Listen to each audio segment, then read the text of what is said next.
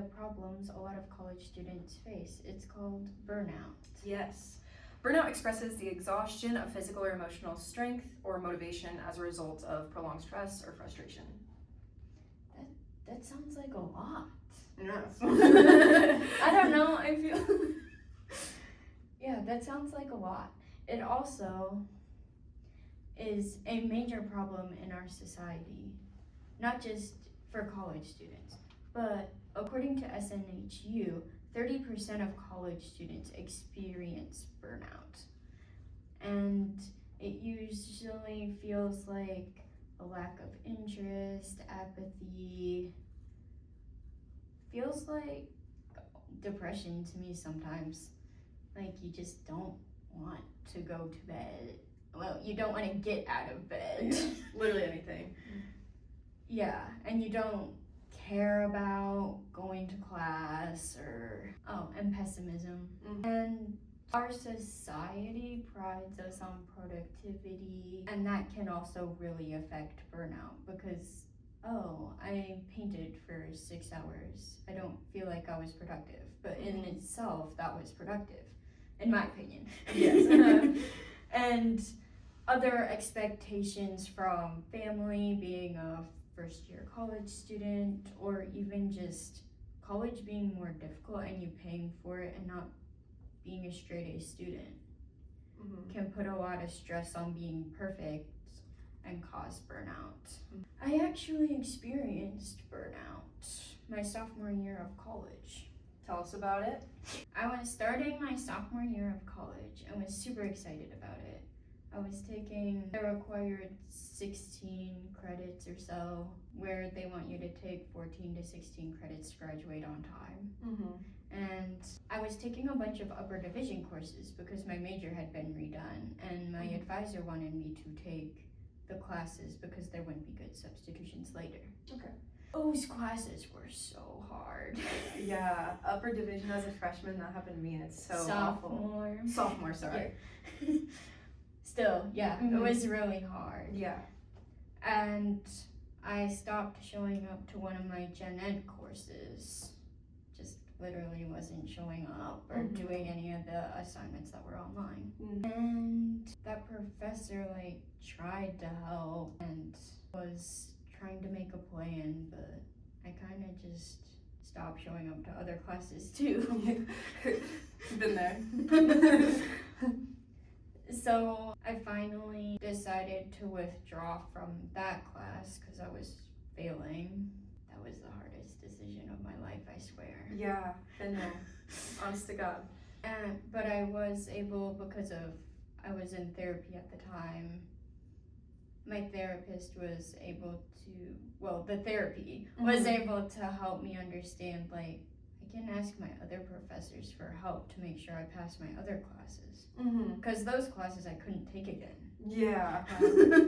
They were my upper division required. But yeah, I just wanted to be in bed, didn't want to go anywhere, wasn't interested in the material.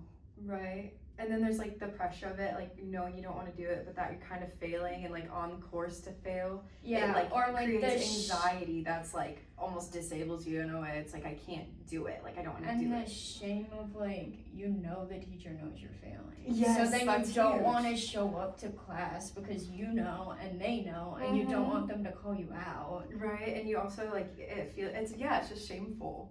Especially if it's a good professor and you respect them and you're shoot, they just know I'm kind of doing horribly right now.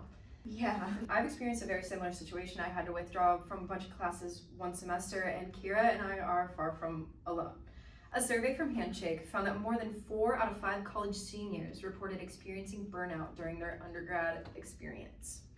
That's not surprising. I feel like colleges make us take so many classes to pass. I know, and it's so intensive too. And then, you have to spend so much time out of class, and it's busy. Yeah. But here are some frameworks from our Good Life class that we have found that we think will be great for combating burnout and stress. Plus therapy. Plus therapy. But it's not a cure. Yeah, and it's expensive, so if you can't go, don't worry about it. Yeah, don't worry, loser. I don't know, I'm just kidding. The first framework we have is Stoicism. Stoicism is a school of philosophy that originated in ancient Greece that emphasizes the so-called dichotomy of control. It suggests that there are two types of things in the world, that which we can control and that which we cannot. It insists that we ought to practice acceptance of the things we cannot change instead of wasting mental energy on it. You can't rule over the affairs of your life like you're playing The Sims. You can't prevent death or the weather or the opinions or actions of other people, but you have complete jurisdiction over your attitude, actions, and judgments.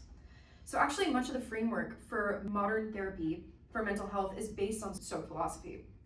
A study done in the UK found that implementations of Stoicism on an experimental group combined with cognitive behavioral therapy reduced their amount of rumination by 18% and increased their self-efficacy and self-confidence by around 15%. So, and not self-confidence in that I feel good about myself, I'm so pretty, like self-confidence in their confidence to be able to handle stressful situations. So this means... So like, it's okay if I withdraw from a class? Yes, exactly, yes, exactly. Like, I can handle this, you know, there's something I can do. I'm not a failure because I need to. Precisely. So they found that it had the potential to lower one's risk of depression and support healthy coping mechanisms and resilience. It's not a cure-all for mental health struggles, of course, but everyone could reap some benefit. There are 4 different cardinal virtues in Stoicism. Wisdom, the pursuit of knowledge and good judgment. So not like the wisdom that you think of when you see your grandparents. Yeah. It's more librarian wisdom. You're not sure. I don't know. Yeah. You have a better example? Or like Master Oogway Ah, yes. from Kung Fu Panda. Exactly. My brain is book. Yes. I'm sure Epictetus would love that. Justice is the second one. Fairness, honesty, and good conduct towards others. So like the golden rule. Yes. Treat others as you would like to be treated. Yes. And ideally, unless you're a masochist, that is kindly. Yeah. Or murderer or something. Yeah. Courage, bravery, strength, and fortitude while facing adversity. So not being afraid, being afraid but doing it anyways. Yes. Temperance, self-discipline, moderation, and restraint. I'm really not good at this. Cookies just are too yummy. What is that? What do you mean by that? Oh, Like, restraint. I thought yeah. I thought you just threw that line out there. I No. had no idea what you're talking about. No, I thought you were saying I like, can't like. I thought you were talking about like your computer's being weird or something. You're No. saying that was hard.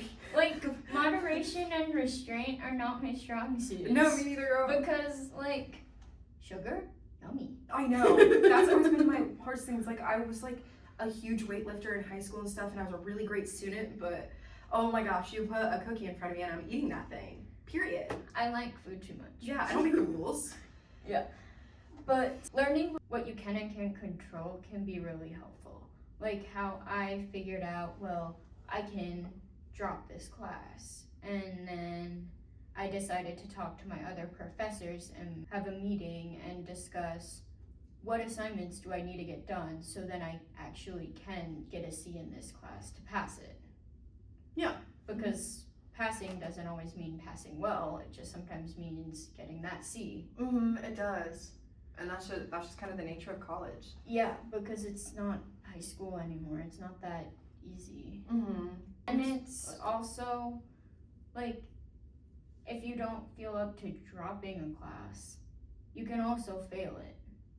It's not Yeah. a bad thing to fail the class if you can take it again. Yeah, it's It not might the end of the look world. bad on your GPA, but it won't be the end of the world. You can take it again. You can make your GPA better. Right, yeah. And for a lot of things, unless you're going into grad school, it really doesn't matter. Like the degree is what is at the end of the day for if you're doing a 4-year or 2-year. Like one of my friends says, the last person in their class that is a doctor is still a doctor. Yeah. They aren't gonna ask you why you got a C in math Right. when they hire you. Right. They're gonna look for that degree. So what is our second way of looking at this, Keiran? The second way to go about this that we think is very effective is mindfulness in nature. So let me set the scene for you. Mindfulness is essentially the intentional focus on the present moment without judgment, while placing emphasis on noticing thoughts, feelings, and bodily sensation, whatever's going on right now. This can be in the form of meditation, breathing exercises, mindful walks, eating mindfully, even just doing whatever you're doing right now, fully in the moment. The key is doing something with intention and full attention. Just eating, like not watching something or thinking about an exam or ruminating, but really tasting the flavor of the food. Or scrolling through your phone. Yes, exactly. Like absolutely not. Just tasting the flavor of the food and feeling the texture. Or it's like just going for a walk. You're not listening to music or watching a podcast, but you're paying attention to the sights, the sounds, the thoughts, the feelings, the sensation in your body in the present. Like, what's the weather like? How does the air feel coming through your nose? What kind of surface are you walking on and how does it feel? What kind of things can you hear? Can you hear cars, kids, birds, etc.? Here are the implications. In a study about burnout in nurses, mindfulness practices were shown to significantly decrease stress, improve all aspects of burnout, and increase self-compassion and satisfaction overall. In a systematic review of studies done on mindfulness and reducing job burnout, 6 out of the 8 studies found significant decreases in burnout after mindfulness training. And now we also said nature, right? So listen to this. Nature has also been found to have some significant effects on the human psyche and physiology. Exposure to natural environments is widely known for improving stress levels, like lowering cortisol, the hormone that is responsible for stress, lowering heart rate, lowering perceived stress, and has implications for mood too. Being outside and exposed to natural environments increases positive emotions, decreases anxiety, stress, and anger. Some studies have even found that spending time in nature is linked to benefits and better short-term memory and therefore improved focus, problem solving, and creativity. And then there are some also just additional little benefits that don't have to do with burnout, but kind of do, like exposure to natural light during the day can improve sleep by influencing the regulation of the circadian rhythm, the timer. So it tells your brain, hey, it's daytime, so that it can set the timer for melatonin release and serotonin release, the like calming chemicals for later, and the melatonin being the neurochemical that regulates sleep. So like really good stuff. Also, that kind of has to do with it reduces sympathetic nervous system activation, and that nervous system part is responsible for the stress response. So if we deactivate that part of the nervous system, we decrease those feelings of stress response, which is gonna help us feel like grounded and feel good and nice.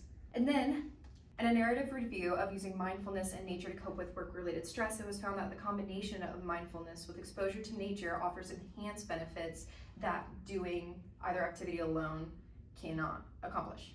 So like nature has its good benefits and so does mindfulness, but together they're like synergistic. They're even better. So this has positive implications on memory, emotional well-being, stress management, resilience, and health. So it's like listening to music when you study. Yeah, exactly. Like, yeah, the Mozart effect.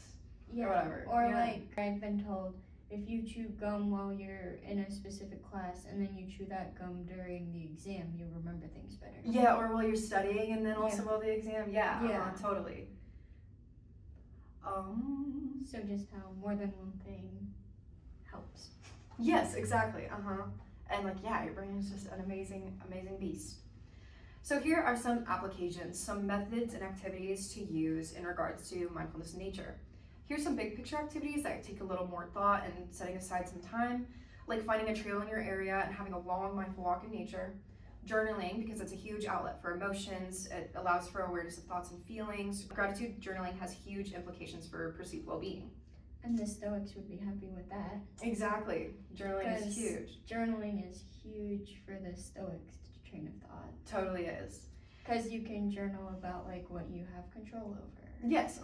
Another way is meditations, which people have their like prejudices against meditations, but first of all, there's a bunch of misconceptions, and then also even 5 to 10 minutes a day can change your brain activity within weeks. Or even how the Stoics do it. Take 3 deep breaths before you pick up your phone in the morning. Yes. Take it like that pause. Yeah. Just even a minute of pausing and being in the present. It doesn't even have to be 5 minutes if you don't have that time. Exactly. Another way is maximizing your time by working and studying in nature if you can. Just taking a couple minutes, read your notes outside, do some work, take your laptop out there, or even having plants in your workspace inside can have measurable impacts. Oh, I love my succulents. I know, exactly. And then if you feel like I just don't have the time, I can't be doing all those things, like Kira mentioned, there are ways that you can implement some of these trains of thought that take little to absolutely no time. Like she mentioned, just taking a couple deep breaths before you pick up your phone or between activities. And another thing is just or even just taking a deep breath when you're feeling a lot. Yeah, overwhelmed. Taking short breaks throughout the day to spend a few minutes being mindful is huge. Things like that, or like going for a really quick walk without distractions. Just walk outside quick for a couple minutes, come back in. Quick meditations like body scans are really helpful too. Or even between classes. Yeah. Don't pull out your phone when you walk between the buildings. Yeah, that's actually an awesome example. Like you can literally just be there for a second. Yeah. You don't have to throw your earphones gonna in. walk to class anyways. Right, so. yeah, it takes no time out of your day.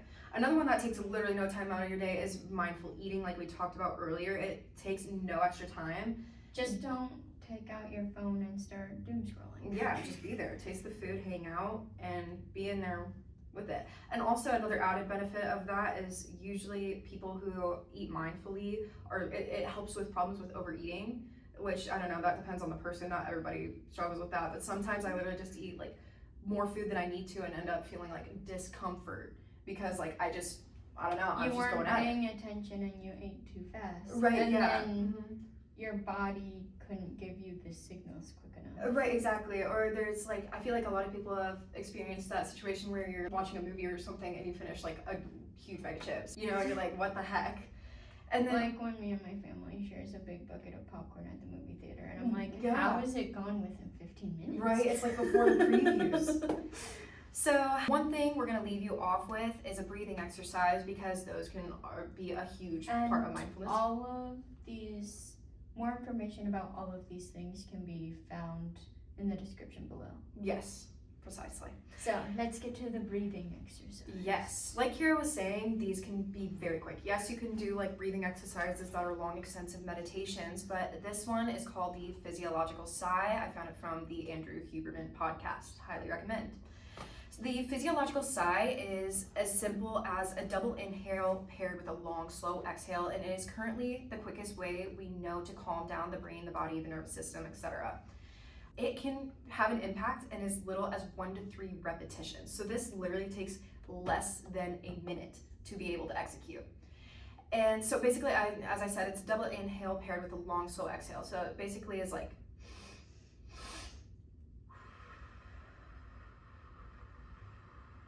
and just really emphasizing that exhale. And to really convince you, I'm gonna explain how it works. So if you know like the significance behind it, you'll understand why it's working and it'll be more like, I don't know, for me at least that works. If I know why something works, I feel like it's more important. So first of all, the slow exhale. When you exhale, the diaphragm goes up, right? And it reduces space in the heart. So the blood flows through it quicker and your heart is feeling that as your blood flow is too fast, right? So it sends a message to the brain and tells your heart to slow down. And then once your heart slows down and your blood flow therefore slows down too, it results in feeling calmer. So it's a purely physiological way to calm your body down like that. And then the double inhale part. So basically feelings of stress can collapse the air sacs in our lungs.